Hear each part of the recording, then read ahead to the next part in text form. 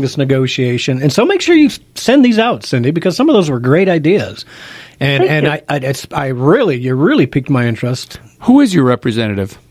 In Hazel Park? Debbie Stabenow. I'm not for sure of the other one.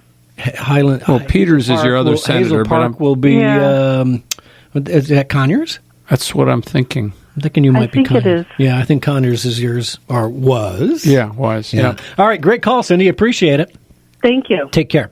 All right, so definitely there's going to be, I'm glad the listeners are actually putting their brain on and coming up with ideas. And folks, make sure you're contacting your congressmen and your senators and letting them know, hey, if Trump's willing to do a deal, here's what it should take, and this is what it should look like. You know what? Because that's democracy in action. I can tell you one thing. Debbie Stabenow and Gary Peters are no smarter than any of the average listeners to this radio station. They're probably a lot dumber, I'm thinking. frankly. You know what I mean? Well, they're Democrats. So. Well,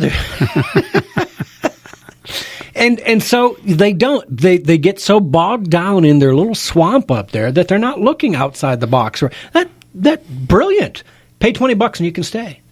You know, if you have 800,000 people paying, I'd go for a little more than $20. I would too. I mean, they can $1,000 and you can stay. I'm going to give you. I mean, they come up with that. That's stay. Part of the money they send back to Mexico anyhow. You know what I mean? Oh, absolutely. Yeah, that's absolutely right. Let's take a call from Joe in Wyandotte. Joe, Happy New Year.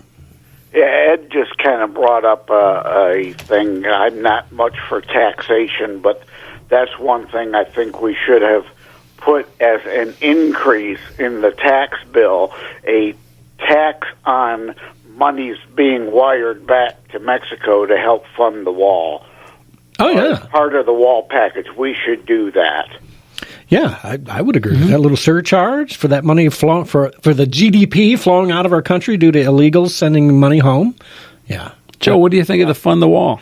Yeah, that's interesting. That's for sure. That's interesting. I don't think it would get anywhere near what we need, but if we do put a surcharge and, you know, if you're willing to send money out of the economy, that is money I think we should tax. I'm not for taxing money within the economy, but if you're taking money and shipping it out of the country, that should be taxed. Yeah. Because that's money that should be in our economy. But I called to agree with you on the military service thing, but I got a caveat. I've always believed this, and I think we should draft kids into the service right before high school because they don't get any discipline at home.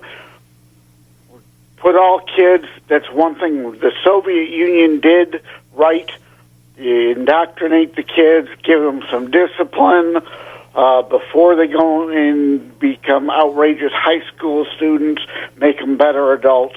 But they should serve in a combat zone if they're going to get citizenship. Whoa. Before high school, draft, serve in a combat zone. Let's see, 18, 16, 15, 14. 13-year-olds? No. Those are two separate issues. Oh, I'm sorry. Okay.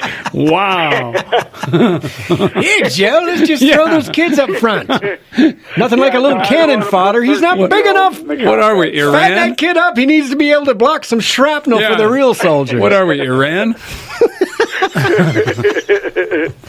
Oh, Joe, that's a good one. All right, anything else, Joe? Yeah, but the average DACA person shouldn't be able to become a secretary in the Army and serve in Tucson, Arizona, and after 2 or 4 years of hiding and cowering in a corner, get citizenship. So like 4 years in a combat zone or 10 years served overall in a peaceful area, then I'd be willing to compromise and give the amnesty and citizenship. But other than that, I agree with you. It should not be citizenship under any circumstance. Yeah. Okay. Well, great call, Joe. I appreciate it, man. Awesome thoughts, as always. Take care, my friend. You too. Happy New Year. Happy New Year. Yeah, so out of the 3 calls we've had today, all 3, and I know, pretty sure, I think we've had Cindy call them before, all 3 obviously fairly conservative, and all 3 willing to make some kind of a deal on DACA. You know what? We're Republicans. We're not cold-hearted ice monsters, right? We appreciate and can empathize with a kid that was brought here as a baby or a toddler or whatever. They had no choice. You know, so there's obviously, so you Democrats out there, shut up. Stop saying we're cold-hearted Nazis, because we're not. Here's 3 out of 3. 100% of our callers today all said there's room for negotiation on DACA. And when you negotiate, you don't give everything out up front. You don't say, this is as far as I'm willing to go. No, you step back and you say, this is what I want. And you hold to your vest what you're willing to go. Yeah. You know. Let's move on real quick, because it's kind of blown up on Twitter. I've seen it on Fox today, but I have not seen it yet on the CNN and MSNBC that I watched, was the protests in Iran. Oh, I'm sorry. I was thinking something else. I thought you meant the Disney guy.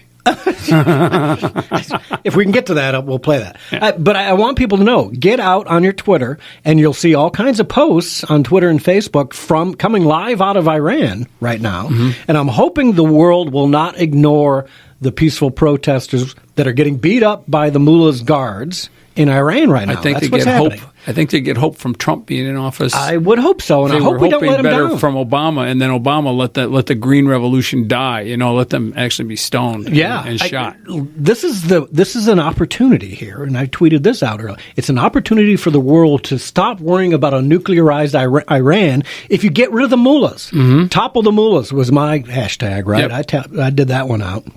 Topple the mullahs. Get those people out of there, because they're extremists. And I feel bad for all those ladies that are taking their hijabs off. They go to prison if they take their hijabs off. And there's thousands of them removing their headscarves in Iran right now, facing possible prison or beating or whatever. Hey, you know, you feminists here in America, for crying out loud, you people should be supporting them instead of complaining about getting your butt smacked like Joey Villa. You know, what a dirty dog she turned out to be, right? All right, so Derek, how much time we got? 1 minute. We'll save it for next week. We'll do it next week. There was a guy at Disney Hall of the Presidents who started making a protest, yelling at an animatronic robot. Yes, and you know what? My big takeaway from that was, Disney, you couldn't do a better likeness of President Trump than that. For sure. Yeah, I mean, come on, you guys need to go to Madame Tussauds Museum and take some help from them, for crying out loud. Those animatronic figures look terrible. They got the hair right now. They thought that would do it, like any caricature. Let's just throw a guy with a bad yellow wig up there and call him Donald Trump. You can do better than that. Disney, come on. That just drives me crazy. And then lastly, epic fail from the NFL. Now, canceling tomorrow night's game. Yeah. Is that because it's New Year's Eve, or is it because ratings are so bad? Empty stadiums. It could be. Derek? Combination of two. Derek, what do you think? Quick. Empty canceling. Well, this is actually the first I'm hearing about this, but you're not going to the Daily Drift, Derek. Yeah, I'm sorry, but yeah, I think it has to do with the lack of attendance. That would definitely be the concern. Not terrorism. Absolutely. All right. Well, until next week, go to thedailydrift.com. It's the news you need to know. See you next week. Happy New Year.